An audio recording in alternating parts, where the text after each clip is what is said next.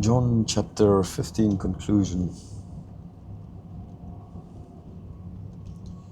I am the true vine, and my Father is the vine dresser. So this is all has to do with, well, again, believe in Christ, being in Christ. That outside of Him you can't do anything. That's just the whole ultimately point of this, in a certain sense, what Jesus was getting on in this verse by using this analogy of the vine. Okay, is to show that, you know, like a branch can't bear fruit, and like a branch need to be, and in the vine, and otherwise it dies, and that a branch that's not bearing fruit is not going to be kept.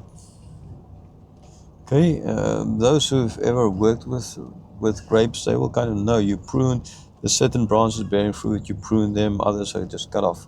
That's like kind of what you do, right? So that those bearing fruit, those branches bearing fruit can bear more fruit, ultimately. Okay, this is in agriculture like that.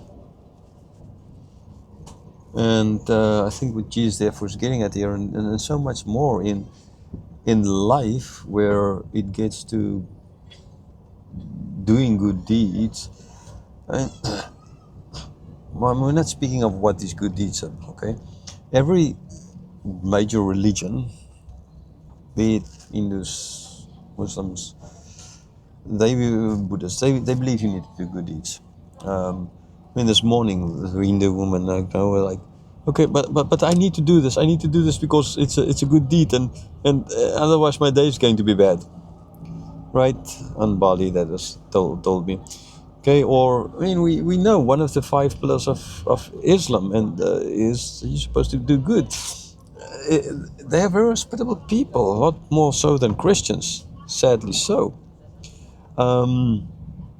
And then Buddhists who go to Thailand for the karma, they always do, for to not get back as a dog, kind of idea. So I'm not speaking now of fear of helping an old lady over the road.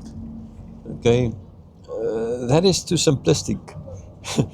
It's necessary, except if she doesn't want to cross the road, right? It's necessary, but that's so small. That's not what the good deed's ultimately about. It's about love, willingness to give your life,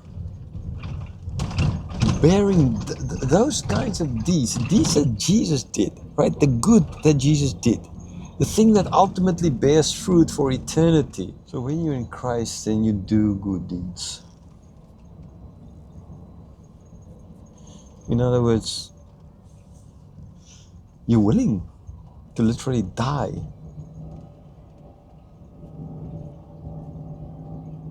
And that's so much more than just helping an old lady over the street. So much more. It's so much deeper, ultimately.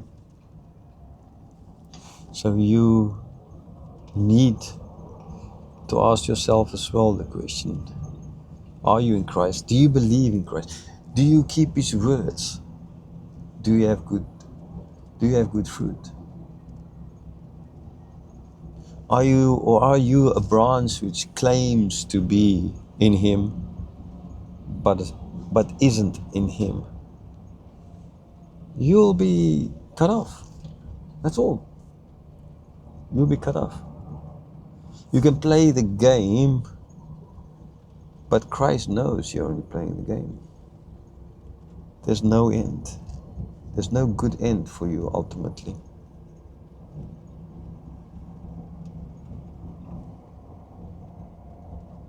So this is the first very important thing from this chapter that we need to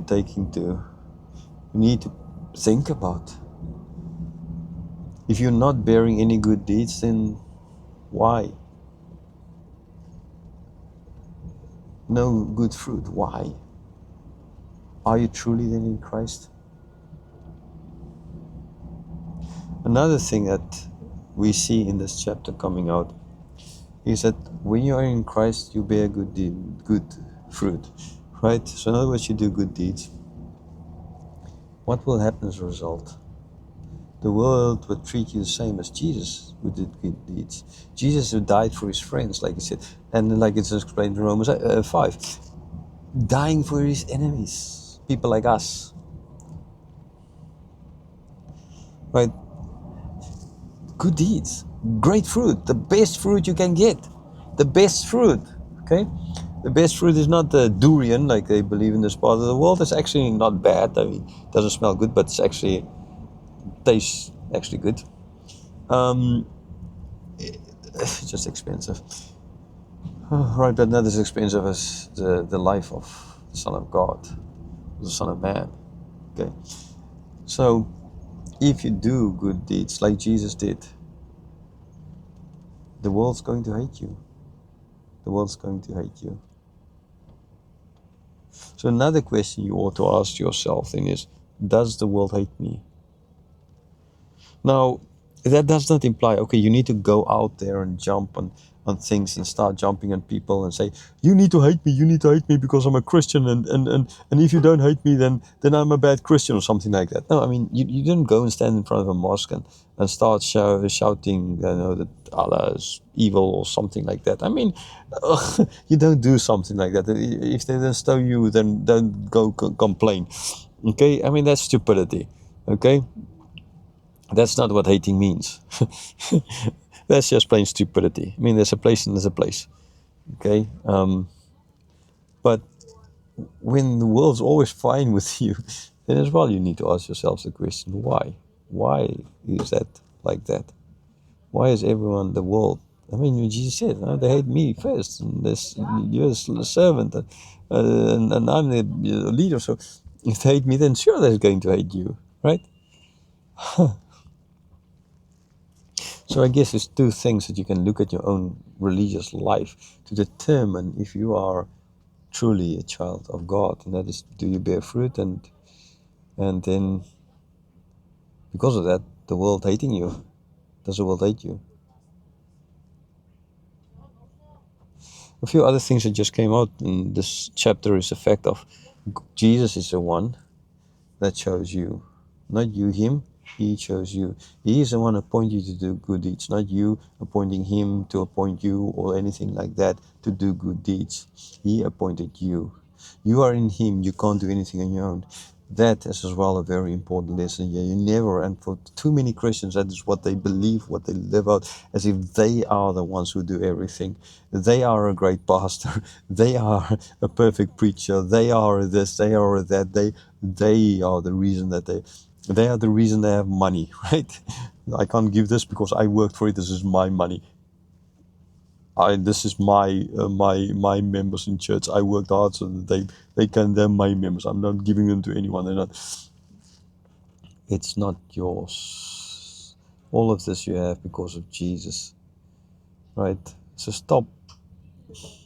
stop thinking that you are God. Okay, you are the one who did all of this, and understand that you are nothing except for Christ.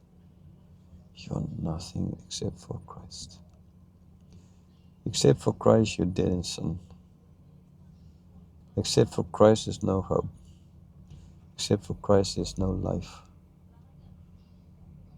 Except for Christ, you can't do any good deed. You need to thank God for who He is and what He's done for you. Thank Him. Always thank Him. Live it out. Love one another, like Jesus said here in this chapter. I command you to love one another. Love so that the world can see, so they will do what? Glorify the Father. You're in Christ so that you can do good deeds, so that the Father will be glorified.